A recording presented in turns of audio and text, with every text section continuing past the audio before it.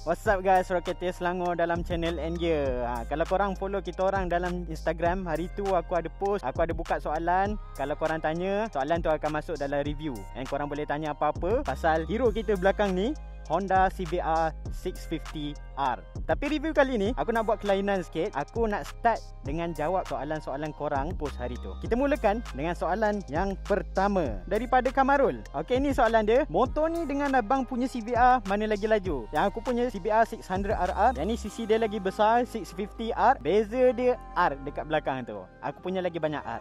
Kalau lagi banyak R aku cakap apa? Formula dia lagi banyak R, lagi laju. So kalau CBR 650 ni top speed dia boleh lah dalam 23, 24 tu dah slow sikit. Tapi kalau 600RR dia lain kategori. Dia lebih kepada track focus. Dia punya top speed dia boleh capai dalam 28 boleh capai. Kalau push lagi 29 pun possible juga 600RR. Banyak sangat beza, dia tak sama. Kita terus dengan soalan yang kedua. Okay, soalan yang kedua. Yop Danish tanya, nanti bandingkan dengan motor abang CBR 600RR tu ya. Hihihi. Okay, honestly aku nak bandingkan pun dia sebenarnya tak fair tau, sebab kategori dia lain tau. 650R ni dia lebih kepada road bike, 600RR tu dia lebih kepada track. Okay, genetik dia dah lain. 600RR tu dia lahir-lahir je dia untuk track weapon. Tapi yang ni lebih kepada road use, lebih kepada keselesaan. Dia punya chassis, dia punya frame, dia punya engine, dia punya setup semua dia lain. Harga dia pun lain. Kalau CBR 600RR tu harga dia dekat 100,000, dah dekat macam S1K dah. Tapi 650R ni dia half daripada price tu, and dia lagi basic lah. Dia lagi lebih kepada fokus kepada keselesaan. So kalau nak compare back to back tu memang banyak sangat beza, macam tak boleh nak compare apa sebab semuanya berbeza. Okay, kita teruskan soalan yang seterusnya. Okay, soalan seterusnya daripada Y Naim 103. Apa kelebihan 650R berbanding dengan 650F sebelum ni? Ni good question. Nanti aku akan cerita sekejap lagi. Tunggu sabar. Alright, soalan seterusnya. Alright, soalan seterusnya daripada D Monstars. Ni bukan soalan ni, tak ada soalan. Cuma nak cakap saya dah lama follow bro, sejak 2018 lagi. Sebenarnya jadi vloggers, buat reviewers ni, jadi buat content creator ni sebenarnya bukan something yang mudah lah. And sebenarnya followers yang setia macam ni yang buat kita orang rasa semangat. Sebenarnya tak susah sangat pun, tapi apa yang susahnya adalah perangai orang kita. Kuat condemn tau. Kalau dia nampak orang naik je, dia akan komen macam-macam. Macam lah dia buat lagi bagus lah. Padahal dia tak buat pun. Dah silap-silap kalau kita suruh dia buat lagi haprak. So macam tu lah. Memang toksik. Alright, apa-apa pun, terima kasih kepada D Monsters. I love you. Muah. So setakat tu je lah soalan kita setakat ni. Tak boleh nak jawab banyak-banyak sangat. Kita nak review motor ni mengikut pandangan aku pula. So CBR 650R ni sebenarnya dia actually dah wujud lah. Sebelum ni 650, nama dia orang panggil 650F. Okay, 650F. And then tiba-tiba one day Honda decide untuk upgrade motor ni. Okay, alright guys, jom kita upgrade motor ni. Dia pun upgrade, dia tambah, dia improve design dia. Masalahnya dia jadi handsome sangat. So bos dia cakap, alamak, terlajak handsome lah pula bike ni. Apa kata kita namakan dia 650R pula. Daripada tu lah bike ni jadi 650R. Cuma dia tambah sikit-sikit lah, tapi basis dia sama je sebenarnya. Okay, tapi bagi aku bike ni antara bike yang aku rasa paling aku nak recommend kalau siapa yang nak start masuk dunia big bike. Untuk beginner bike, bike ni aku rasa bagi aku paling sesuai lah. Bila orang nak masuk dunia big bike ni, dia akan cari bike yang permulaan dia. Yang pertama, wajib handsome. Yang kedua, mesti korang nak cari yang full fairing. Kalau tak full fairing, tak handsome. Yang ketiga, mesti inline 4. Kalau tak ada inline 4 ni memang sound dia fake bukan motorsport punya sound lah. Okay. Yang keempat, harga dia okey, ataupun middle class, slow dulu naik. Jangan 1000 terus. Nak cari pengalaman dulu. Okay, so bike ni lah bagi aku antara yang paling sesuai. Jom aku tunjuk apa yang best pasal bike ni. Engine dia sama je, 649cc yang menghasilkan tambah sikit lah horsepower dia, 94 horsepower daripada 650F dulu, dan 64 Nm of torque. So dia power sikit. And harga dia actually surprisingly okay lah. Harga dia dalam 45k. Kalau on the road tu dalam 47k. Okay, jom kita tengok kat depan dia ni. Kat depan kita ni, kita ada tayar 120mm dan dia pegang oleh brake Nissin 4 piston 310mm. Okay, lepas tu headlight dia punya design dia memang cun lah, handsome lah. Dia punya design dia macam CBR 1000R. Kalau orang tengok, sekali tengok orang bagi laluan lah, uish, CBR 1000RR lah. Tapi sekali bila lalu dekat belakang dia, ekor dia macam ni kan, pendek je kan, tumpul je kan. So tapi tak apa lah, janji handsome kan. Perempuan bukan tahu pun. Tapi masalahnya Honda ni, dia punya side mirror dia memang helpless lah. Dia punya side mirror ni aku tengok makin lama makin jadi macam antena tau. Aku tak sure lah Honda ni dia nak pancarkan 5G ke, dia nak pancar vaksin dekat seluruh Malaysia ke apa. Tapi kalau abang polis nampak owner-owner CBR 650R ni dia dah swap side mirror dia, aku harap abang polis maafkan lah. Sebab dia punya side mirror ni capang sangat, dia grab semua benda tau. So bahaya. Alright, kalau korang pergi sebelah dia lah, korang akan start notice yang Honda design benda ni intentionally untuk memudahkan penggunaan orang ramai, penggunaan harian dengan mudah. Kalau korang nak check oil level dia pakai dipstick tau. Okay, mungkin setengah orang tak berapa minat lah, tapi bagi aku makin lama actually logik juga lah. Dipstick ni dia tak perlu korang nak kena tunduk macam ni tau, ataupun korang kena tegakkan bike baru boleh tengok. Dia just korang buka skru ni and check level dia. Buka mulut, letak dalam mulut dan rasa oil tu okey ke tak. Okay. Lepas tu kalau korang perasan, dia punya coolant tank dia kat sini. Okay, coolant tank dia buka kat sini, korang boleh isi direct kat sini. Tak perlu nak buka baju. Lepas tu apa yang lagi best, kalau korang nak servis, dia punya oil filter dia kat bawah ni, drain plug dia kat bawah ni, tak perlu nak buka baju. Tapi apa, just in case kalau korang nak buka juga, mudah aja. Ada berapa skru je, 1, 2, 3, boleh buka belly pan bawah ni. Tapi bagi aku, kalau siapa beli bike ni, dia jenis somebody yang nak something yang mudah. Tak complicated sangat untuk setup. Dia just nak ride, bike handsome, baru nak try. Lepas tu, mungkin korang tak perasan, benda ni panjang gila. Benda ni panjang gila. Apa ni? Ni sebenarnya nama dia Hero Pack. Fungsi dia adalah untuk bagi tahu korang lean angle korang. Kalau korang lean banyak sangat, dia akan seret benda ni. And korang dapat tahu tayar tu dah nak habis. Kalau korang lean lagi, masalah korang akan tanggung sendiri. Cuma masalahnya design dia terlajak panjang lah. Tapi memang nak buat macam mana kan, sebab dia naik foot pack ni tinggi sikit. Tapi critical. Lepas tu exhaust dia, Honda ni makin improve. Okay, makin kemas, makin kecil dan makin cantik. Okay, bagus, kudos untuk Honda. Tapi apa yang aku paling suka sekali dalam design dia ialah dia ada tank grip. Tank grip dia kat sini tau, tempat yang paling ngam sekali. Setengah orang dia suka tampal kat sini tank grip aftermarket punya kan. Tapi masalahnya kaki korang mana ada sampai kat sini. Kaki korang peluk kat sini. And dia punya material pun sangat nice lah. Dia macam, dia bukan plastik tau. Dia lembut.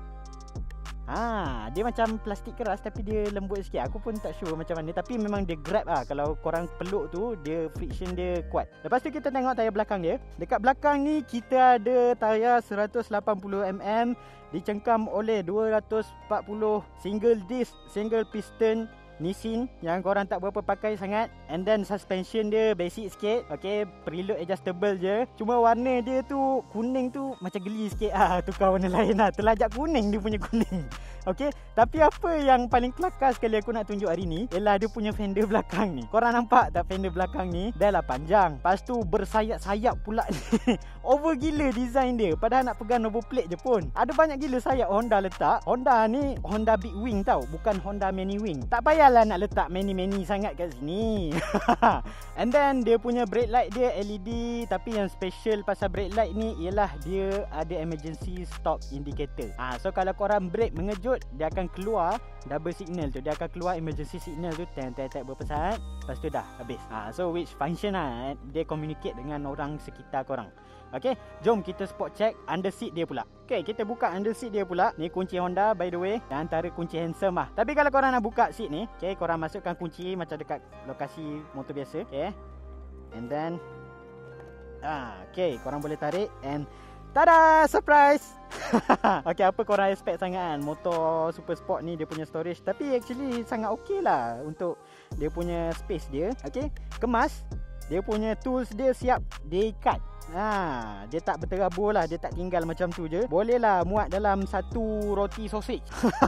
Okay, lepas tu dekat sini kalau korang perasan, dia ada satu benda hitam ni actually sebenarnya phone charger. Phone charger korang boleh cocok Type C dekat sini. Bukan USB Type B, Type A ke, Type C yang latest punya. And korang boleh charge phone dalam ni. Cuma aku wish dia punya storage space ni ada separator tau. Sebab antara rear underseat dengan front rider underseat ni dia tak ada benda menghalang. So kadang-kadang item tu boleh terhumban ke depan. Alright. And then dia punya, Allah, nasib baik tak cedera kaki aku. Dia punya meter dia, instrument panel dia okey lah. Still readable, sangat readable. Korang boleh tahu gear, boleh tahu consumption, boleh tahu odometer. Korang boleh tahu apa lagi yang korang nak tahu, yang benda penting-penting lah. And then in term of seat height dia, bagi aku 160mm ni kira okey lah. Tapi benda bestnya bila korang start naik atas ni, korang akan start faham kenapa aku claim motor ni antara bike yang paling beginner friendly.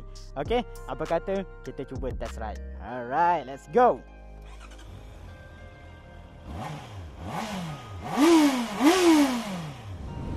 Alright, CBR 650R. Motor ni still baru lagi. Kita orang ambil daripada Big Wing Honda gitu. Mileage tak sampai 1000 lagi. So Farhan, one of the seller dekat Big Wing tu cakap motor tak sampai 1000 lagi, tak pecah dara lagi. So mohon hati-hati lah. Aku pun macam okey, aku cuba lah. Tapi dah menjadi tanggungjawab aku lah untuk dapat bike, test bike ni boleh buat apa. And the first thing aku buat, jangan bagi tahu dia, the first thing aku buat, try reach top speed. Boleh lah kalau nak tahu top speed sangat bike ni 240 tu boleh capai. Tapi dia naik slow lah, 230, 240 lah. Aku berani declare top speed dia. Dekat ujung-ujung RPM tu, dia macam tak nak habiskan. Dia macam berat sikit kat. Aku tak sure lah kenapa. Mungkin gear dia panjang untuk cruising sedap ke apa ke. Tapi 240 RPM tu 240 km sejam tu dia tak habis lagi lah. Tak sampai red line lagi. Lepas tu in term of sitting position dia cukup selesa lah bagi super sport kan. Dia macam rasa macam naik naked. Badan korang tegak, tangan korang macam lebar sikit. Cuma bezanya kaki korang cramp sikit. Sebab dia naikkan kaki korang untuk dapatkan clearance, cornering clearance tu. Tapi kalau nak compare lah, kalau korang beli race bike yang contohnya CBR 1000R ke ataupun CBR 600RR ke, yang tu memang serius tak selesa. Aku rasa especially kalau rider-rider baru lah, dia akan hadapi satu isu ni. Dia akan rasa at some point lenguh dekat pergelangan tangan ni tau. Sebab bila korang tak biasa, korang akan letak weight dekat tangan korang. Weight tu dia akan transfer dekat pergelangan tangan ni lah. Pergelangan tangan ni jadi lenguh. Tu yang menyebabkan ramai rider baru kalau beli R6 ke 600RR ke, tak lama kemudian dia akan tukar. So macam sayang lah.